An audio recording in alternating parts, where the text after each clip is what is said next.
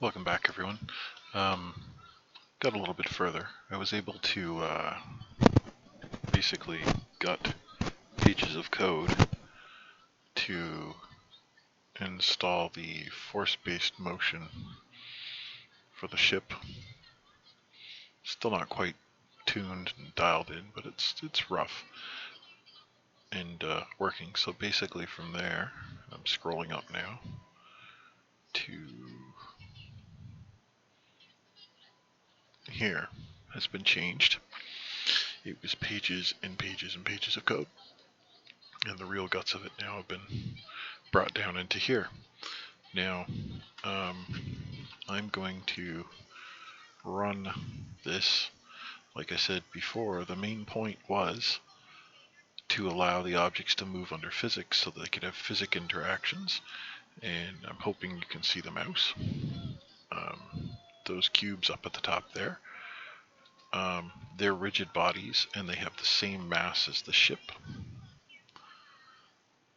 So this is going to take a second. It's going to go black for a split second for you here. For whatever reason, OBS takes a second to hang on. Now, I haven't done anything with the collision avoidance system. We're going for collisions on purpose. Before we go, I'm just going to show you. Hopefully the jet isn't too loud, but see, it'll fly to the little local waypoints. Now, this motion is physics-based. It's not the programmatic that was there before. So I'm going to see if I can antagonize it to, or get it to hit a cube. Oh, there we go. We've smacked a couple cubes.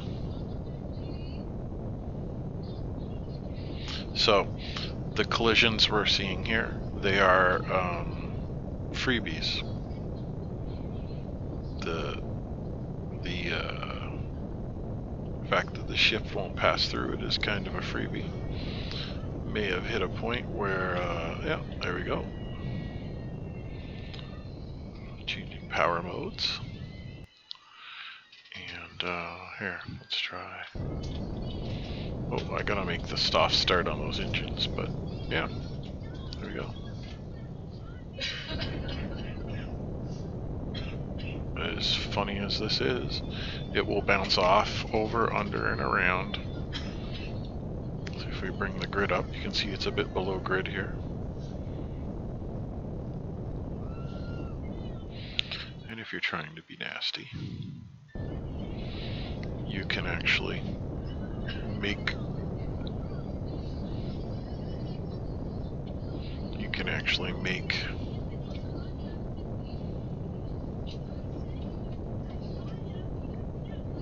make these guys the target. Oh, he doesn't have much velocity on, so I don't think he's gonna ram. Oh yeah, there we go.